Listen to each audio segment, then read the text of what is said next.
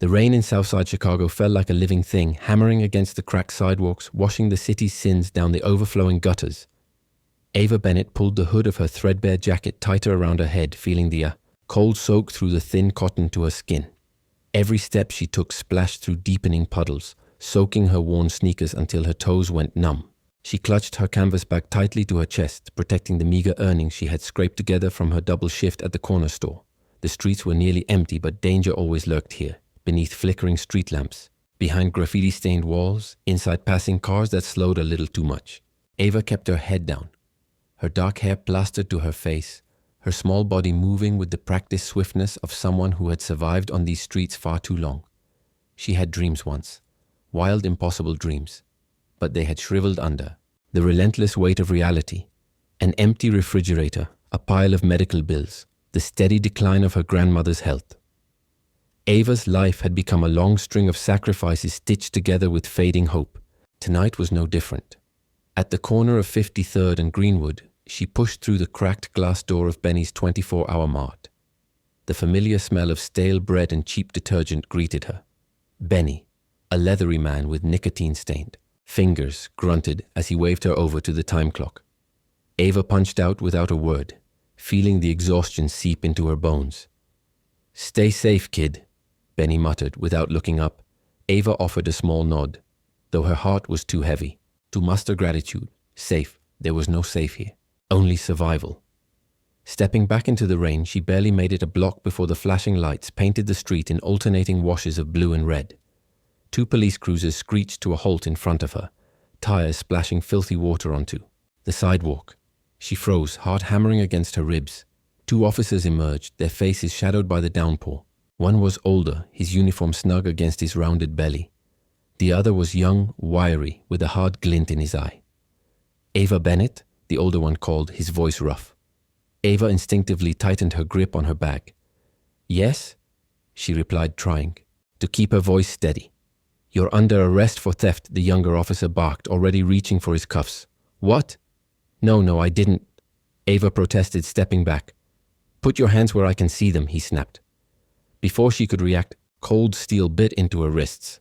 The cuffs clicked shut with finality, and Ava felt a wave of panic rise up, hot and bitter. Her mind raced. She hadn't stolen anything. She hadn't even lingered after her shift. She barely spoke to anyone. Why was this happening? "Please," she said, her voice breaking. "You've got the wrong person." The officers ignored her. They shoved her toward the squad car, her soaked sneakers slipping against the wet pavement. In the distance, a black car, a sleek predatory machine that had no business in this part of town, pulled up against the curb.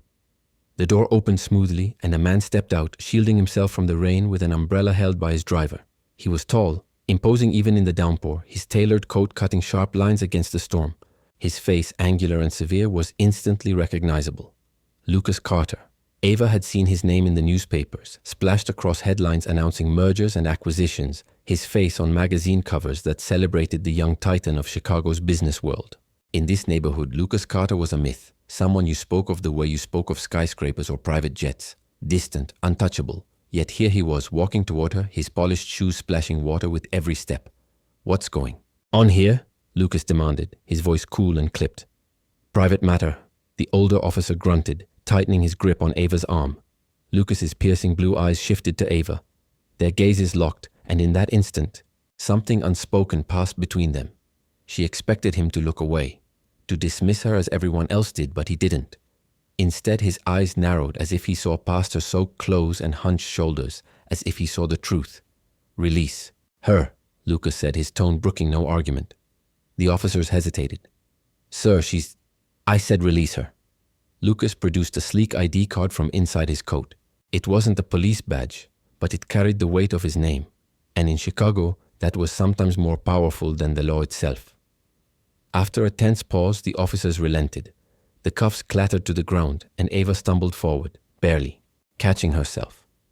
Lucas stepped closer, his voice low so only she could hear. "Come with me." Ava stared at him, bewildered. Every instinct screamed at her to run. Trust no one, depend on no one. But another voice, quieter but stronger, urged her forward. She nodded. Lucas led her to the black sedan. The door swung open, and Ava slid inside, the warm leather cocooning her against the cold.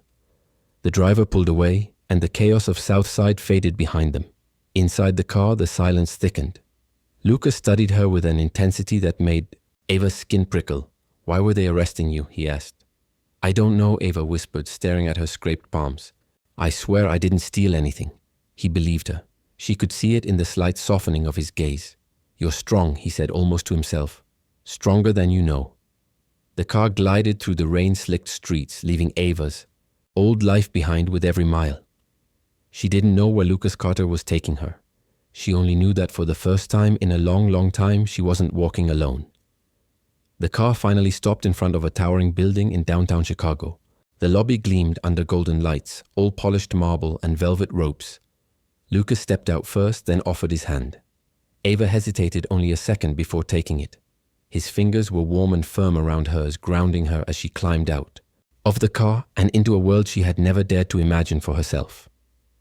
Inside the elevator, mirrors reflected her bedraggled image back at her. Drenched hair, pale skin, eyes too wide with fear and wonder. Lucas stood beside her, his reflection steady, unwavering. The elevator doors slid open onto a penthouse floor. Ava followed him into a space that didn't seem real. Vast windows overlooking the glittering city. Art pieces that cost more than everything she had ever owned. Furniture that whispered of wealth and exclusivity. "You'll stay here tonight," Lucas said, his voice practical. "You're not safe on your own right now." Ava swallowed hard. "Why are you doing this?" Lucas turned, his eyes searching hers.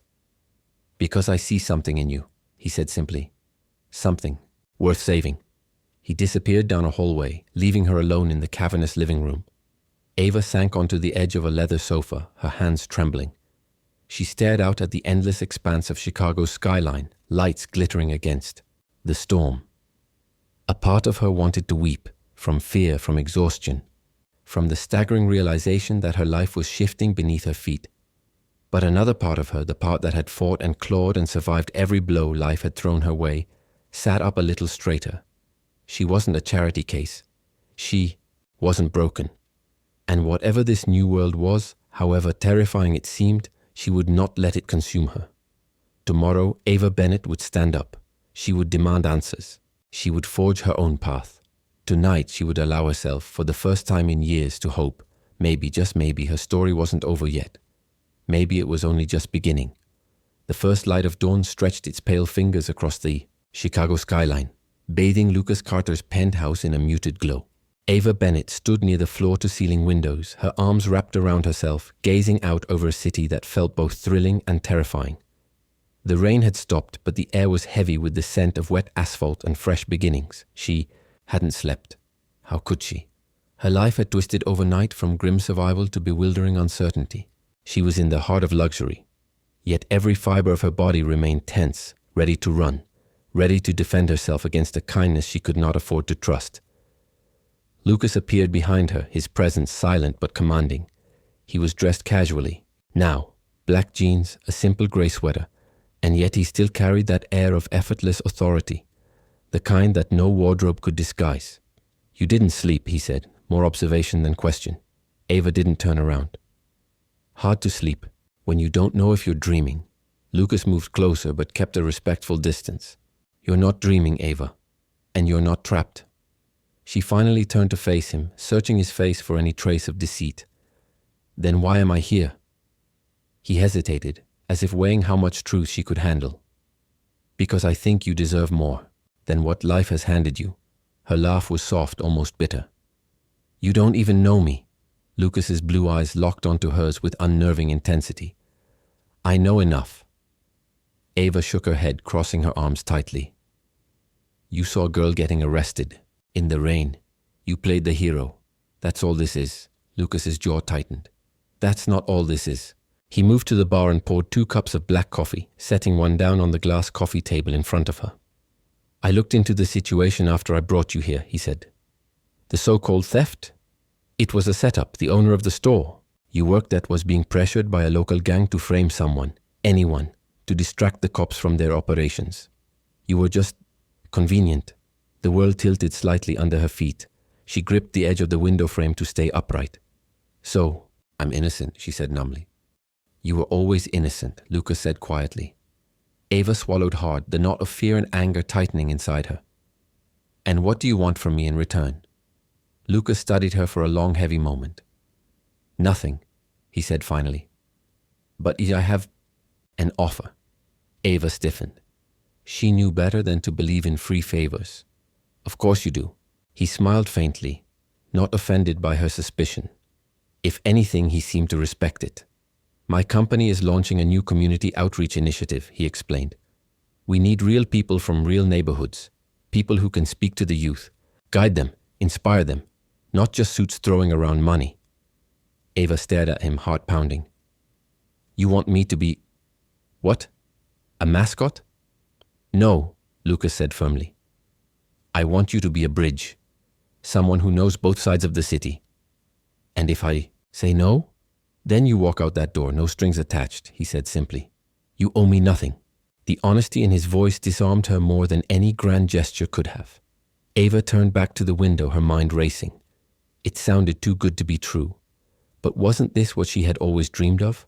Making a difference, not just surviving. And, if I say yes, she asked, her voice small. Lucas smiled, a real smile, the kind that made him look startlingly human instead of larger than life. Then you start building a life you deserve. The silence stretched between them, thick with possibility. Finally, Ava spoke, her voice trembling but clear.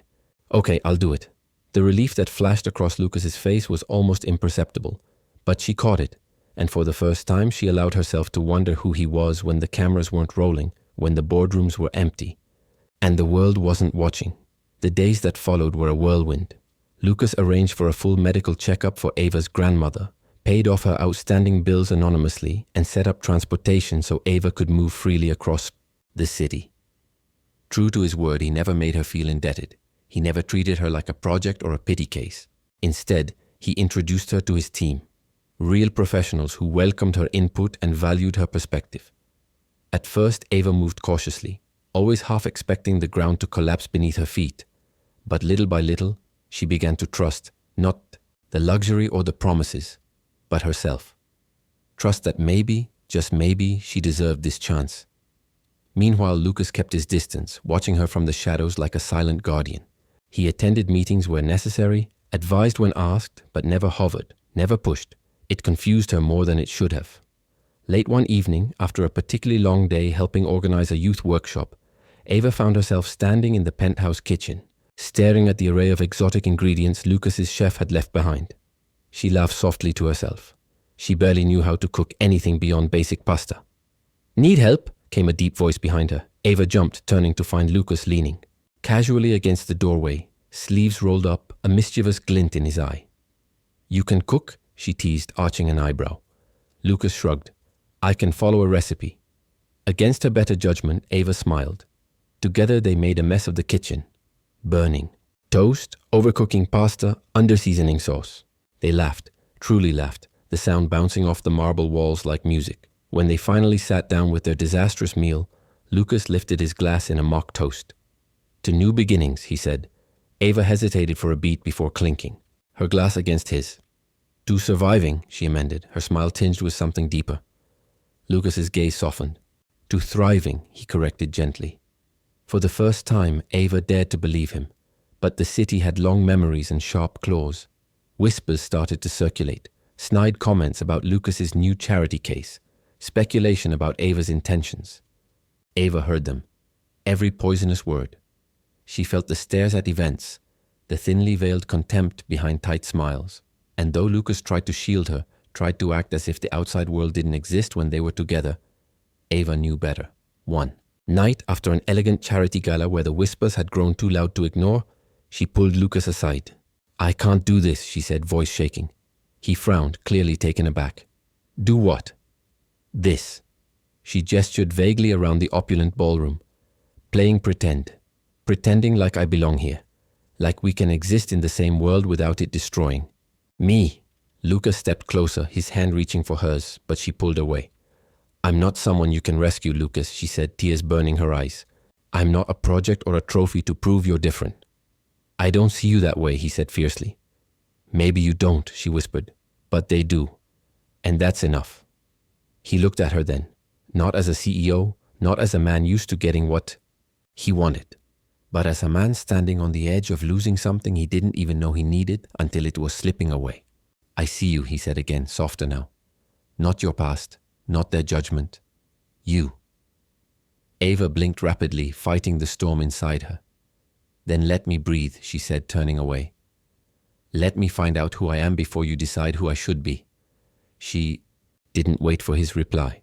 She slipped into the night, her heart breaking with every step, but her spine straight, her head high. Because Ava Bennett was done being saved. From now on, she would save herself. And maybe, just maybe, find her own. Way back to him, not as a girl who needed rescuing, but as a woman who had learned to rescue herself. The days after Ava left the penthouse unfolded in a haze of cold determination and gnawing emptiness. She returned to her modest apartment on the south side, where the peeling paint and broken radiator reminded her who she was and where she came from. The decision to walk away from Lucas Carter had been necessary, but it didn't make the absence of him any easier to bear. Everywhere she went, she carried the imprint of him. His steady gaze that saw too much, the quiet strength in his touch, the way his presence filled a room and somehow made her feel safer than she ever had before. She missed him more deeply than she wanted to admit. Yet she knew she needed this distance. She had to prove, to herself, to the world, and maybe even to him, that her identity wasn't dependent on anyone else's validation. Ava found a part-time job at a youth center in Southside, helping teenagers navigate the same rough streets she had once survived. It wasn't glamorous, and the pay barely covered her rent, but it filled her with a purpose that anchored her through the turbulent emotions that often tried to pull her under. Late one night, after a particularly brutal shift breaking up a fight, between two boys barely old enough to shave, Ava sat alone in the tiny kitchen of her apartment, nursing a cup of cheap coffee. Rain lashed the windows, a relentless reminder of how fragile and exposed her life still was. But this time, she didn't feel like the rain was trying to wash her away. She had survived worse storms. She would survive this too. Meanwhile, miles away, Lucas Carter sat in his cavernous penthouse, staring out at the cityscape that no longer gave him any satisfaction. His empire, his billion-dollar deals, his ruthless acquisitions, his endless chase for power meant nothing without the sound of her laughter echoing through the sterile halls of his life. He had told himself he had done the right thing by letting her go. Hadn't he wanted her to grow on her own terms without the suffocating shadow of his influence? But when night fell and the world outside faded into shimmering darkness, Lucas knew the brutal truth. He had lost the one person who made all of it. The wealth, the success, the ambition mean something. The loneliness was sharper than anything he had known. It clawed at him, hollowing him out. And yet he didn't chase her. He didn't storm into her life demanding she come back. He respected her choice, even if it killed him. Weeks passed. One evening, a gala hosted by the Carter Foundation filled the grand ballroom of the Four Seasons Hotel. It was a celebration of the new youth initiative, a program inspired, whether the world knew it or not, by a stubborn, fierce woman who refused to be anyone's charity case. Lucas stood near the bar, his dark suit perfectly tailored, his hair immaculate. To anyone watching, he was the picture of effortless success, but inside, he was empty. He heard the murmurs before he saw her. Ava had entered the ballroom. She wore a deep emerald dress that clung to her curves without apology, her long dark hair cascading over her shoulders. She moved with a quiet confidence that drew every eye without her even trying. She wasn't the frightened girl he had met in the rain. She was a woman now, strong, radiant, breathtaking. Lucas's heart punched against his ribs. Ava caught his gaze across the room. For a heartbeat, the world went still. Then she turned gracefully and began speaking with a group of community leaders, leaving Lucas standing there, frozen. She wasn't here for him. She was here because she belonged. Still, he couldn't look away. Later that night, as the crowd began to thin, Lucas found himself standing on the rooftop terrace, nursing a glass of bourbon he barely tasted. The city lights stretched out around him, glittering like 1,000 broken promises. "You look like you lost a fight," came a voice behind him. He turned. Ava leaned against the doorway, arms crossed, a small smirk playing at the corners of her mouth. "You came," he said, his voice low. "I was invited," she said with a shrug, though her eyes betrayed the flicker of something deeper. "It's an important cause. Would have been rude to decline." Lucas laughed softly, the sound raw. You look incredible. Ava tilted her head, studying him. You look tired. He chuckled again, this time with more bitterness. I am. There was a pause, thick with everything unsaid between them. You did. Good work with the foundation, she said finally.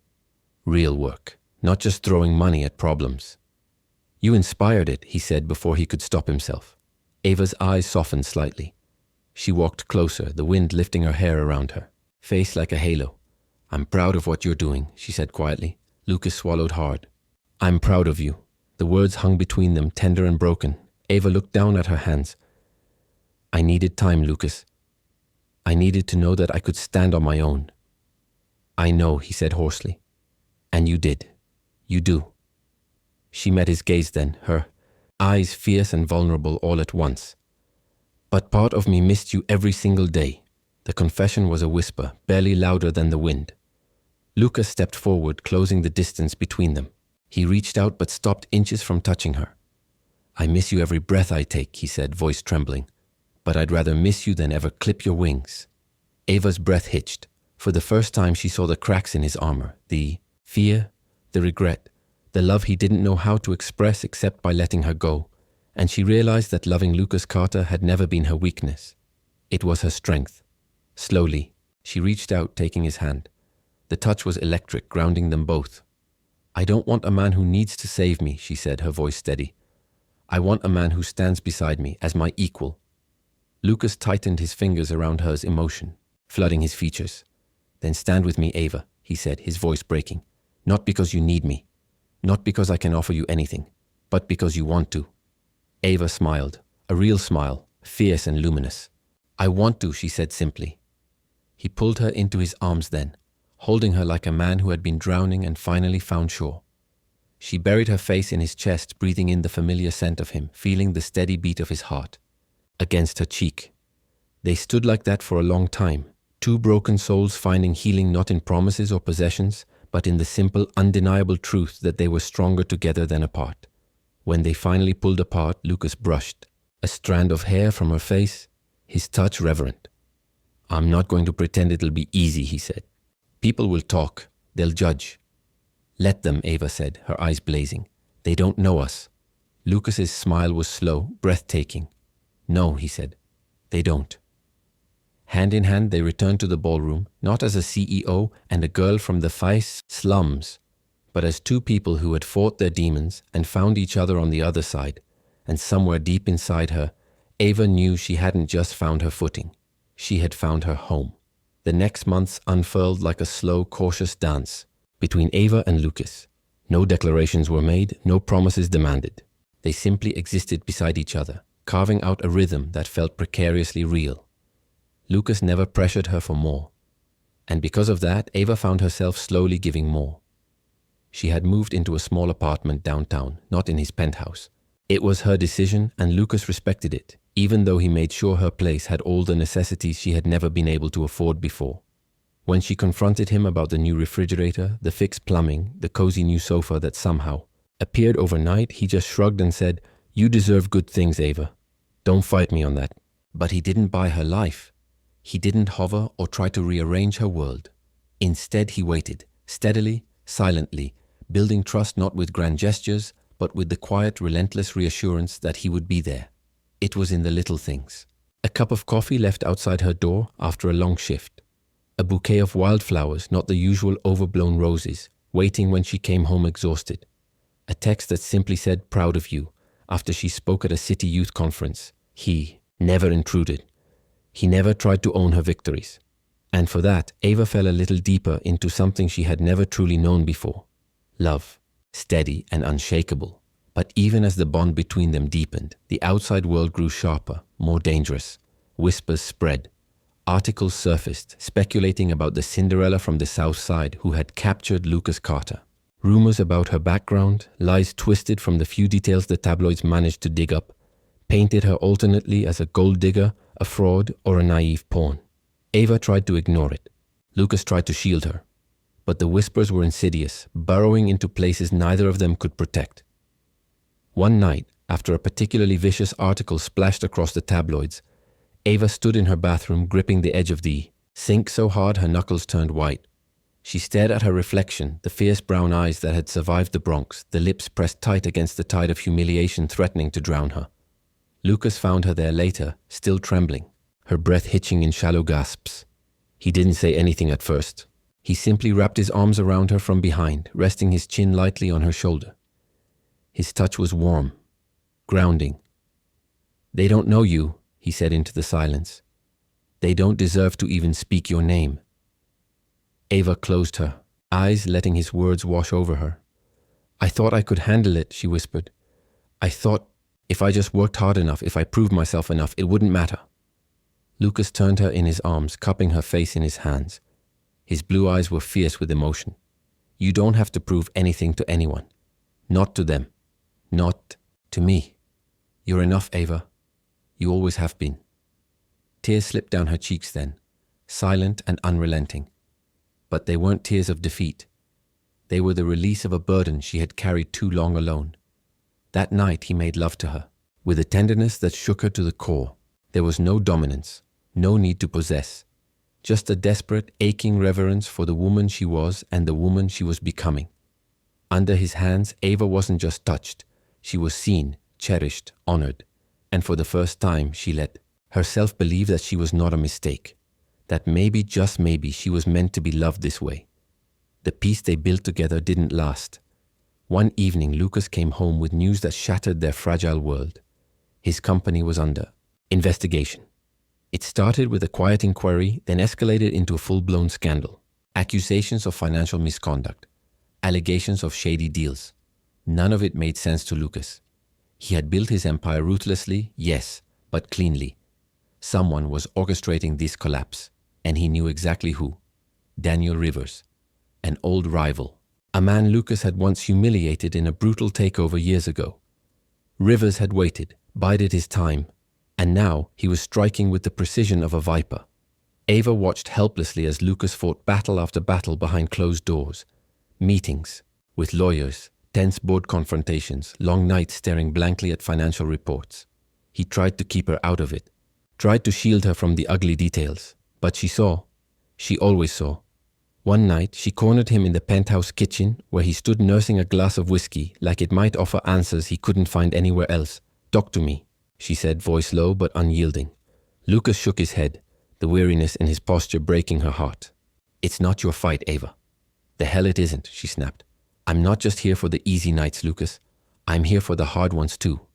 He looked at her then, really looked, and the armor he wore so well crumbled at the edges. "I might lose everything," he said, voice raw. "The company, the foundation, everything I've built." Ava stepped closer, placing a hand over his heart. She could feel it racing beneath her palm, strong but battered. "You won't lose me," she said simply. Lucas closed his eyes, his forehead dropping to rest against hers. "I don't care about the company. I don't care about the money. I can't lose you." "You won't," she whispered. "Not unless you push me away." They stood there, two broken warriors clinging to each other against a world that wanted to tear them apart. From that night on, Ava was not just Lucas's lover. She became his partner. She sat in on meetings, offering insights no one else dared voice. She challenged strategies, called out weaknesses, and slowly, the people around Lucas began to realize that Ava Bennett was not a liability. She was a force of nature. Together, they uncovered the web Rivers had spun. A network of shell companies forged documents, bought witnesses. Piece by piece, they dismantled the lies. But just when it seemed victory was within reach, Rivers struck again. Photos surfaced, photos of Ava before. Working late nights at dingy diners, handing cash to known gang members, money she had been forced to pay for protection. Walking streets that no one walked without a reason. The media devoured it. Lucas Carter's girlfriend, a criminal past, blared across every screen. Within hours, the board of Carter Enterprises demanded Lucas's resignation. Lucas refused. He stood before the board, Ava at his side, and spoke with a calm, brutal clarity that silenced the room. "Judge me if you want," he said. "But know this, every one of you has skeletons in your closets. The only difference is Ava never asked for this war. I did. She's not the scandal. She's the reason I'm still fighting." And then he did something that shocked everyone. He resigned, Not out of defeat, but out of choice. He chose her, chose their future over his empire. When they left the boardroom that day, hand in hand, Ava felt the world staring, judging, whispering. She didn't care. Neither did he. They walked into the sun together, two warriors bloodied but unbowed. And somewhere deep inside her, Ava realized that Lucas Carter had not turned her into a woman. He had simply believed she already was. She had fought her way through poverty, humiliation, loneliness. She had fought for love, not as a victim, but as an equal. And together they would rebuild everything. Not on power or fear, but on the kind of love that could survive anything, even the end of the world. After stepping away from the company, Lucas and Ava disappeared from the public eye for a while. The city buzzed with speculation. Some said Lucas Carter had fallen from grace. Some whispered that the girl from the slums had brought him down. But neither of them cared. They had more important battles to fight, together. They traveled for a while, leaving behind the sharp eyes of New York society. They drove across states, sometimes stopping at sleepy coastal towns, sometimes hiding away in cabin retreats deep in the woods where no one knew their names.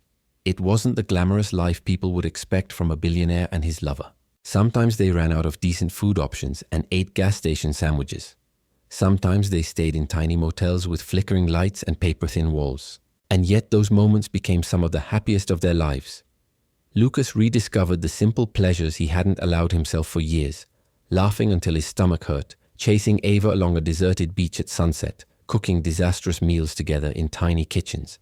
Ava found a freedom she had never known, a life where love wasn't conditional on perfection, where every scar she carried was seen and loved for what it was, proof she had survived. But even in those golden moments, the past was never far behind. One rainy evening in Savannah, they sat by the window of a rundown diner, watching the world blur through sheets of rain. "You ever think about it?" Ava asked, tracing patterns in the condensation on the glass. "The life we left behind?" Lucas didn't answer immediately.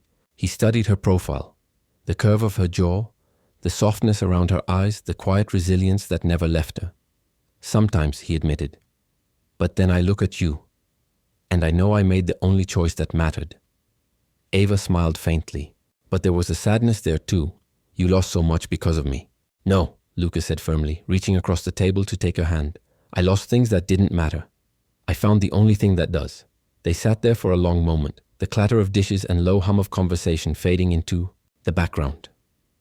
For once, Ava let herself believe it might really be true.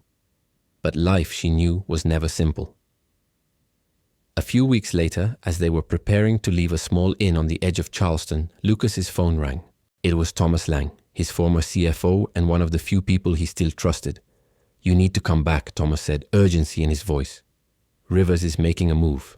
Without you there, he's going to dismantle everything you built. The foundation, the scholarships, the outreach programs. He doesn't care about them. They'll be gone within months." Lucas's jaw tightened.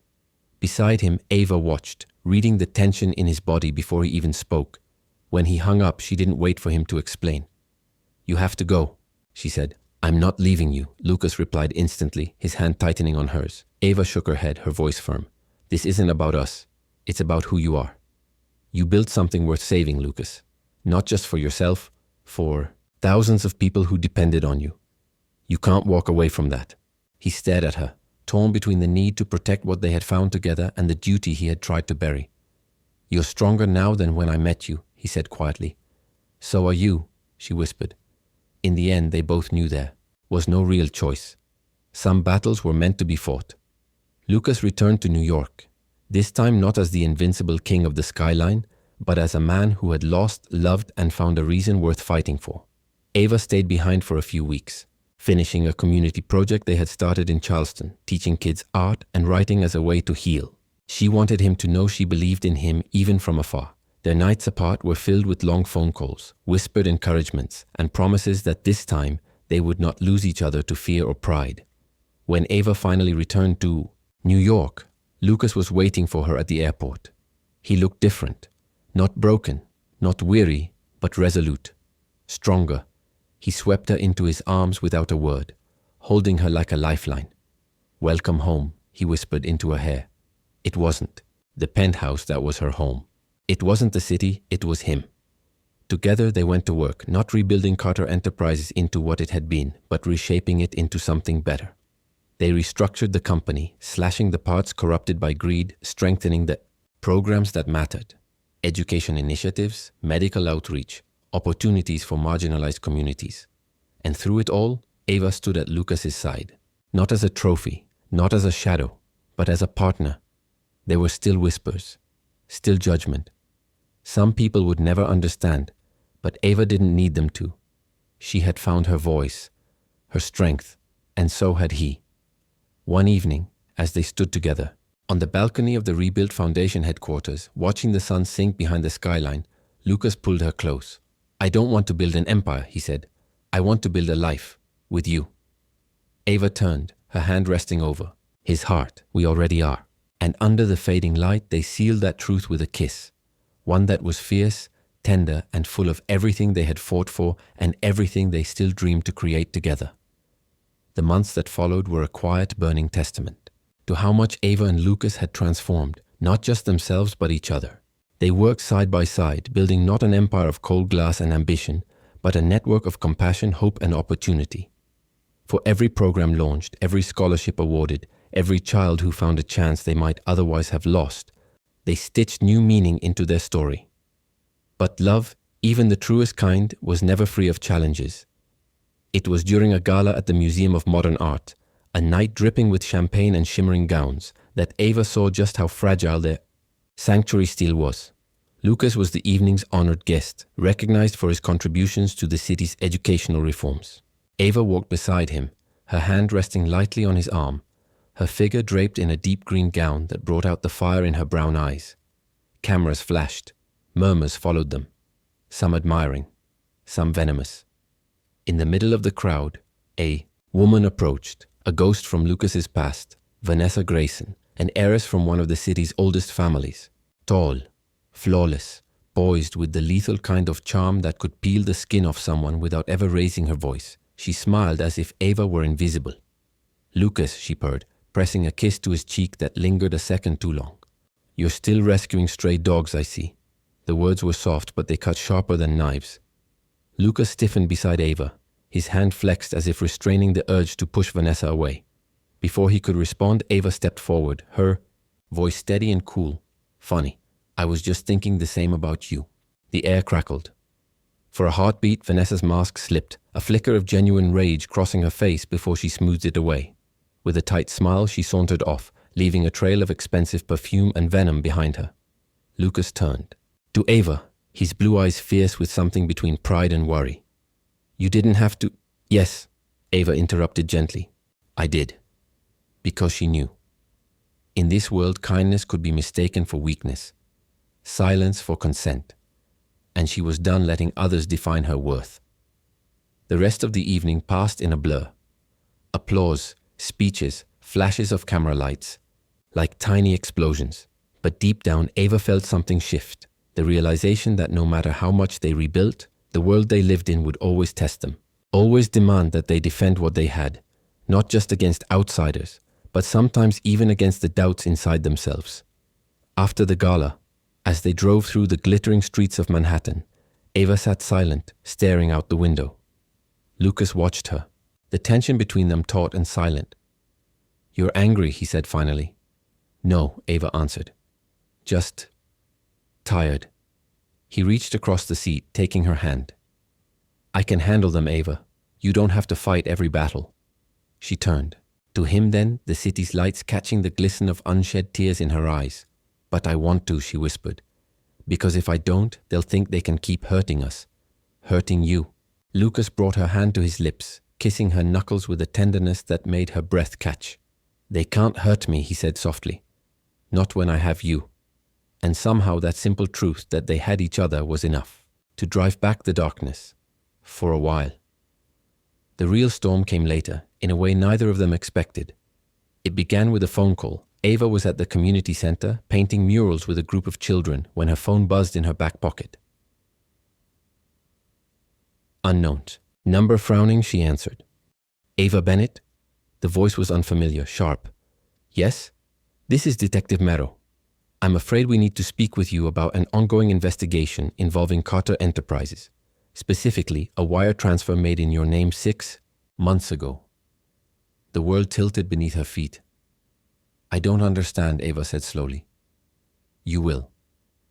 We need you to come down to the station immediately. The call ended. Ava stood there, frozen, the bright colors of the mural swirling into meaningless shapes. She didn't remember getting to the station. She didn't remember the sterile hallways, the buzz of fluorescent lights overhead. All she remembered was sitting in a small grey room while Detective Marrow laid out the nightmare.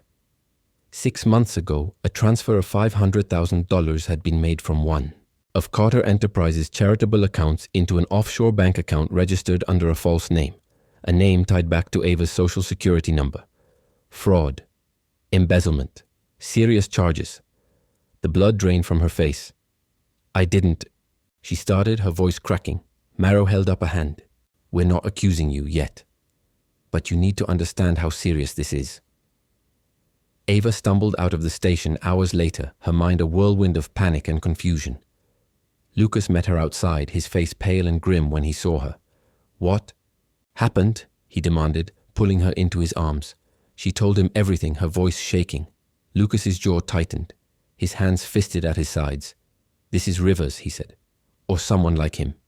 They're trying to destroy us from the inside. But why me? Ava whispered, broken. Because you're my heart, he said fiercely. And they think if they crush you, they crush me.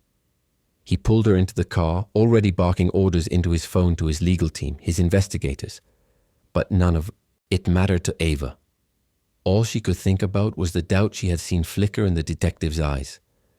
The same doubt that once almost broke her. She didn't know if she had the strength to survive it again. The days that followed were a blur of meetings, interviews, legal consultations. Ava was questioned over and over, her entire life laid bare, dissected, doubted. Lucas never left her side. He cancelled meetings, abandoned deals, ignored everything except her. But Ava saw the toll it took on him, the sleepless nights, the furrowed brow, the moments he thought she didn't see when he buried his face in his hands, the weight of helplessness breaking through his usual armor. And slowly the cracks formed, not between them, within her. She began pulling away, smiling less, speaking less, retreating into herself. Until one night, Lucas found her on the rooftop of their building, sitting on the edge, her legs dangling over the side. The city stretched out below her, glittering and infinite. He sat beside her silently. For a long time, neither spoke. Finally, Ava said so softly he almost missed it. I'm not afraid of dying, Lucas. I'm afraid of becoming someone I don't recognize. Lucas swallowed hard, his throat thick with emotion. You won't, he said, voice hoarse. I won't let you. She turned to him then, tears tracking down her cheeks. I can't be the reason you lose everything. You're not, he said fiercely. You're the reason I have anything worth fighting for. She stared at him, searching for lies, for empty comfort. She found none, only a fierce, unrelenting love. And for the first time in days, she allowed herself to believe again. The break in the case came not from Lucas's high-priced lawyers or investigators, but from Ava herself. Late one night, poring over old emails and records, she found it. A small discrepancy in the timeline of the bank transfers. A name. A signature she recognized. Vanessa Grayson. The woman from the gala.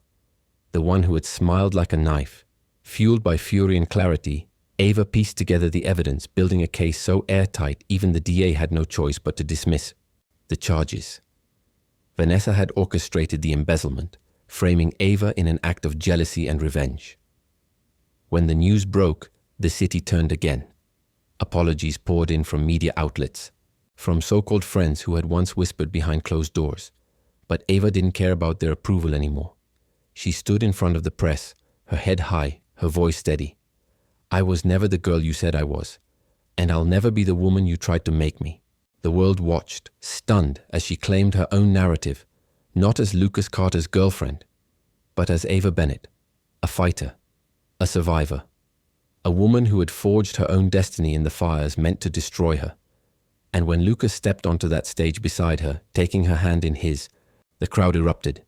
They had tried to break her. They had tried to break them. But they had built something stronger than scandal, stronger than lies. They had built a life worth fighting for. together. The world now knew the truth. Ava Bennett was not the liar they tried to paint her as. She was not the charity case they whispered about in the corridors of power. She had stood up against the weight of an empire designed to crush her, and she had not only survived, she had triumphed. But in the quiet after the storm, Ava found that victory carried a strange, aching loneliness.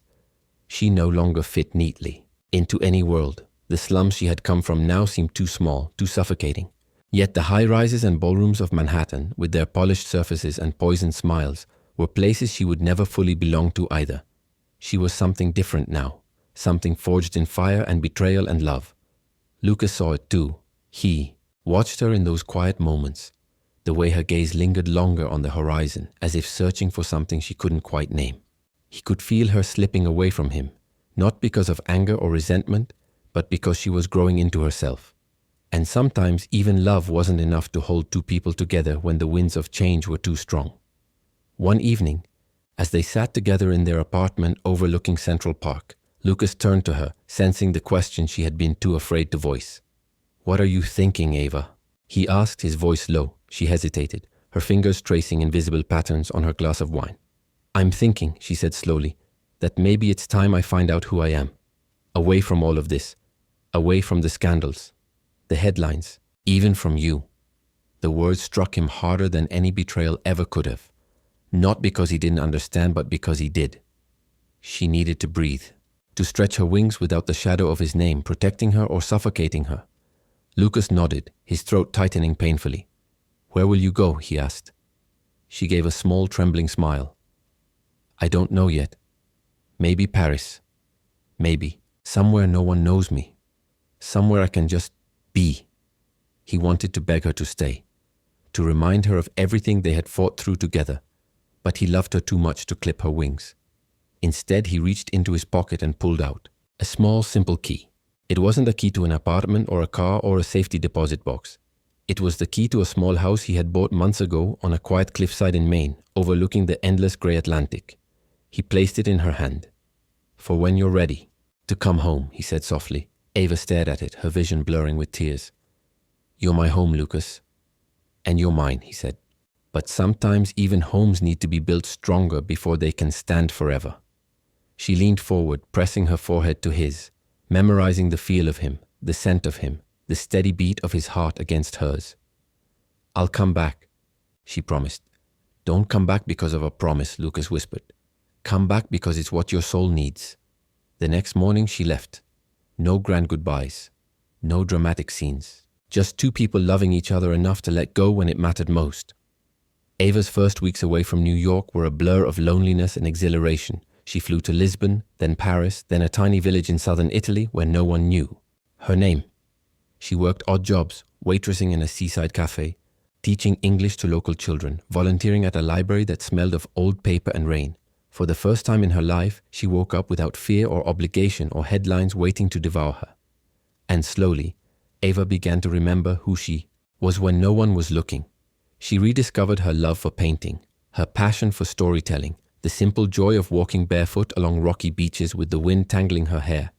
In the evenings, she would sit on a crumbling balcony overlooking the ocean and write letters she never sent. Letters to Lucas, telling him about the old woman who taught her how to make pasta from scratch, about the little boy who gave her a seashell and told her it was magic, about the nights she lay awake staring at the stars, wondering if he was looking at the same sky. She missed him every single day, but she was also healing parts of herself she hadn't even known were broken. Meanwhile, back in New York, Lucas threw himself into the work of rebuilding not just his company, but his vision of the future. He expanded scholarship programs. He invested in sustainable housing projects. He launched mental health initiatives for underserved communities. But nothing filled the hollow space where Ava's laughter used to echo every time he walked into their apartment, now stripped of her sketchbooks, her mugs cluttered by the sink, her favorite worn blanket thrown over the couch. He felt her absence like a second skin. He didn't date, didn't party. He worked, he dreamed, and he waited for the day her soul would guide her back to him. It was almost a year later when it happened. Lucas was attending a charity event, standing on the rooftop of a skyscraper, when he felt a shift in the air. He turned, and there she was, Ava, her hair longer now, sun-kissed from foreign skies, her skin glowing with the kind of peace no luxury spa could ever buy. She wore a simple white dress, no makeup, no jewelry, and yet she outshone every glittering woman in the room. Their eyes met across the crowd, and for a moment the noise, the music, the city itself disappeared. Only them. Only this. Lucas moved first, cutting through the crowd like a man possessed. When he reached her, he stopped inches away, afraid that if he touched her, she might disappear. Ava smiled small and real. "Hi," she said. Lucas swallowed hard. "Hi." Neither spoke for a long moment. Finally, Ava reached into her purse and pulled out a battered old key. The key to the house in Maine. She pressed it into his palm. "I'm ready to come home," she whispered. Lucas's chest heaved with the force of emotion. Without a word, he pulled her into his arms, holding her like a man who had been drowning for a lifetime and had finally found air. The world around them erupted in cheers, but they barely heard it. They had fought wars both outside and within. They had been broken and rebuilt, and now at last they were whole, not because one had saved the other, but because they had saved themselves, and still chosen each other anyway. That night, under the stars, Lucas and Ava sat together on the balcony of their new home in Maine, a modest house filled with books and art and life. Ava leaned her head on his shoulder. Lucas kissed the crown of her hair. And for the first time in a long, long time, neither of them felt the need to run or fight or prove anything to anyone. They were enough. In the days following Ava's return, their world slowly, tentatively began to weave itself back together. At first it wasn't easy. There were still shadows between them, unspoken fears, memories of the pain of separation, the vulnerability of having dared to want so much from each other. Neither wanted to rush to build something shaky on foundations not fully healed. Lucas insisted they take it one day at a time. So they did. Mornings became their sacred hours. Lucas would brew coffee, still terrible at it, still pretending he wasn't. And Ava would sit at the little kitchen table, barefaced and barefoot, sketching or writing in her journal. They talked about everything and nothing, about her travels, about the tiny bookstore she wanted to open in Maine, about the art classes she planned to start for underprivileged kids, about the nightmares that still woke her sometimes, the lingering doubt she might never truly belong anywhere. Lucas listened more than he spoke, holding space for her fears, her dreams, her anger at the world's cruelty. He didn't try to fix her. He simply stayed. In those quiet, ordinary moments, Ava realized something profound. Love wasn't about grand gestures. It wasn't the rooftop proposals or lavish gifts. It was a man fumbling with a coffee machine because he wanted to see you smile. It was the way Lucas would reach for her hand, in the middle of the night, even in his sleep, as if anchoring himself to her. It was the everyday choosing. One rainy afternoon, as the sky wept against the windows of their coastal home, Lucas found Ava curled on the couch, staring out at the storm. He sat beside her, pulling a knitted blanket around them both. "Do you ever regret it?" Ava asked softly. "Everything you gave up for me." Lucas looked at her, the woman who had risen from the ashes of every attempt to destroy her. "Not for a second," he said. "But your company, your name." "My company is thriving," he interrupted gently. "My name never meant anything, until you wore it on your heart." Ava blinked back tears. She had spent so much of her life believing she was a burden, a weight others carried reluctantly. Lucas had never made her feel that way. Instead, he had shown her she was a gift. They sat there in silence, listening to the rain, hearts beating in quiet unison. A few weeks later, Ava took Lucas to the small storefront she had found downtown. A dusty, abandoned shop with cracked windows and peeling paint. It didn't look like much, but Ava's eyes gleamed as she described her vision. A bookstore filled with local art, a reading corner for children, a tiny studio space where anyone could create. "Without judgment, I want to call it the Phoenix Room," she said, cheeks flushed with excitement. "Because it's about rebirth, second chances." Lucas smiled, feeling pride swell in his chest. "That sounds perfect," he said. They spent days cleaning, painting, laughing until they were breathless when Lucas accidentally knocked over an entire can of turquoise paint onto himself. They built the bookstore together with their own hands, each shelf and each wall infused with the history they shared: survival, loss, hope, resilience. When the Phoenix Room finally opened, it wasn't just a store. It was a sanctuary, a place where lost souls could find their voice again, much like Ava had. One evening, as they locked up the shop and walked hand in hand down the narrow cobbled streets, Ava stopped suddenly, pulling Lucas to face her. The golden light from the street lamps bathed them in a warm glow. "I'm scared sometimes," she admitted. Lucas tucked a strand of hair behind her ear. "Of what?" "That this happiness might not last. That the world might take it away again." He cupped her face in his hands, forcing her to meet his gaze. "Then we fight for it," he said fiercely. "Every damn day, Ava. I don't care how many storms come. I'll fight for you, for us, until my last breath." Tears slid down her cheeks, but she laughed through them. "You're terrible at making coffee," she teased, voice thick with emotion. He grinned. "And you burn toast."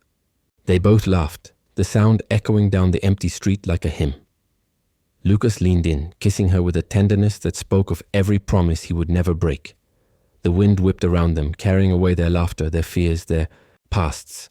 They stood in the middle of the street, clinging to each other, a living testament to love's fierce, messy, beautiful resilience. And for the first time in either of their lives, they weren't running from anything. They were running towards something, toward a life they had chosen, a life they had built, brick by brick, kiss by kiss, scar by scar. The day of the grand opening for the Phoenix Room dawned bright and clear, the kind of rare, perfect day that seemed to have been ordered specifically for them. Sunlight spilled generously across the streets of Portland, Maine, catching on the freshly painted windows of Ava's bookstore, casting rainbow prisms across the sidewalk. Inside, the air buzzed with the kind of excitement that only new beginnings can bring. Shelves lined with books stood proudly like soldiers awaiting their first parade. Art pieces donated by local artists who had fallen in love with Ava's vision adorned the walls. Children's drawings filled a corner space designed for workshops, and small potted plants, gifts from neighbors and friends, added life to every corner. Ava stood in the center of it all, her hand pressed lightly against her heart, trying to steady the wild beating within her chest. She wore a simple navy blue dress, her dark hair loose down her back, her face bare except for the glow of pure, uncontainable joy. This was more than a bookstore. It was a testament to everything she had fought for. Lucas approached quietly, holding 2 cups of coffee. He had gotten better at making it, not great, but better. And Ava smiled when she saw the slightly burnt edges of the cup lids where he had spilled a little in his nervousness. He handed her one without a word. His other, hand slipping around her waist to anchor them both. They stood together, sipping coffee and surveying the space they had built with their own hands, and for a long moment neither needed to speak. Then slowly the bell above the door chimed. The first customer. A young woman entered, her eyes wide and shy, her arms hugging a battered canvas bag. She moved hesitantly toward the shelves, her fingers trailing reverently over the spines of the books. Ava's throat tightened. She knew that look, knew the hunger for escape, for hope, for a window into another world. Lucas squeezed her hand, gently. "Go," he murmured. So Ava went. She crossed the room and spoke softly to the young woman, who looked startled at first, then smiled. A real smile, the kind Ava recognized from her own reflection once upon a time. More people followed. Locals, tourists, curious passers-by drawn in by the colorful murals Ava and Lucas had painted together one chilly weekend. The Phoenix Room filled with life. As the day unfolded, Lucas watched Ava bloom like a flower finally given sunlight. She moved through the crowd with a grace that was almost unconscious, laughing, encouraging, offering kindness without hesitation. It wasn't just that she had built a place for stories. She had become one herself. A living, breathing reminder that no matter where you came from, no matter how many times the world tried to break you, you could always rise again. In the afternoon, a small ceremony was held. Neighbors gathered in, folding chairs arranged along the sidewalk. Lucas stood beside Ava as she gave a short speech, her voice steady despite the emotions crackling just beneath the surface. "I grew up believing that dreams were for other people," Ava said, her gaze sweeping the crowd, lingering on the faces of those who had supported her. "But I learned that dreams don't belong to the privileged or the powerful. They belong to anyone brave enough to chase them. This place, this Phoenix Room, is proof that even from the ashes, beauty can be born." Tears pricked Lucas's eyes as he watched her. She wasn't the scared girl he had met in a New York police station. She wasn't the pawn or the prize or the story written by someone else's hand. She was her own force now, and he loved her more, fiercely than ever. That night, after the last guest had left, after the last chair had been folded and the lights turned low, Ava and Lucas sat alone on the floor of the Phoenix Room. a half-empty bottle of wine between them. Outside, the sea crashed against the distant cliffs, and the stars wheeled overhead in their endless dance. Ava leaned her head on Lucas's shoulder, her hand finding his. "Thank you," she whispered. Lucas turned to her, brow furrowing. "For what?" "For believing in me when I didn't even know how to believe in myself." He kissed the top of her head, lingering there. "You didn't need me to believe in you," he said quietly. "You just needed someone to remind you that you could." Ava laughed softly, a sound like wind chimes in the dark. "Still," she said, "thank you." They sat in silence for a long time, the kind of silence that only comes between two people who have been through storms and come out stronger. Finally, Ava shifted, turning to face him fully. "I have something for you," she said. Reaching into her bag, she pulled out a small wrapped box and placed it in his hands. Lucas raised an eyebrow but opened it carefully. Inside was a key, simple, unadorned. He looked up at her, puzzled. "To the apartment in New York," she explained, her voice trembling slightly. "I kept it. I wasn't sure why, but now I know. I want you to have it. I want us to have both places, this one and that one. 2 homes, 2 lives, intertwined." Lucas's heart twisted painfully. This woman, this extraordinary, fierce, gentle woman, was offering him not just her love but her future. "I love you, Ava Bennett," he said, voice rough with emotion. She smiled, tears glinting in her eyes. "And I love you, Lucas Carter. Always." They sealed the promise with a kiss. Not desperate, not frantic, but deep and enduring, the kind of kiss that roots itself into the fabric of your very soul. And in that kiss they found the future they had. Fought so hard to reach, it wasn't perfect. There would still be struggles. Still be days when fear and doubt crept in, whispering old lies. But they would face it all together. Because love, real love, wasn't about perfection. It was about choosing each other, every day, in every storm, in every sunrise. Ava had been a girl from the slums once, broken, afraid, invisible. Now she was a woman who had built a sanctuary for others, a woman loved fiercely and completely by a man who saw every scar and called it beautiful. And Lucas, who had once believed that power was the only armor against pain, had discovered a different kind of strength. Vulnerability, trust, devotion. They were partners, equals. 2 souls who had been battered by the world and had chosen, against all odds, to believe in each other anyway. That night, lying in a tangle of limbs on the bookstore floor, Lucas whispered into the darkness, "You are my greatest story, Ava." And with her head resting on his chest, listening to the steady beat of his heart, Ava smiled, because she knew finally that this was where she belonged. Not in a penthouse, not in a slum, not in someone else's shadow, but here.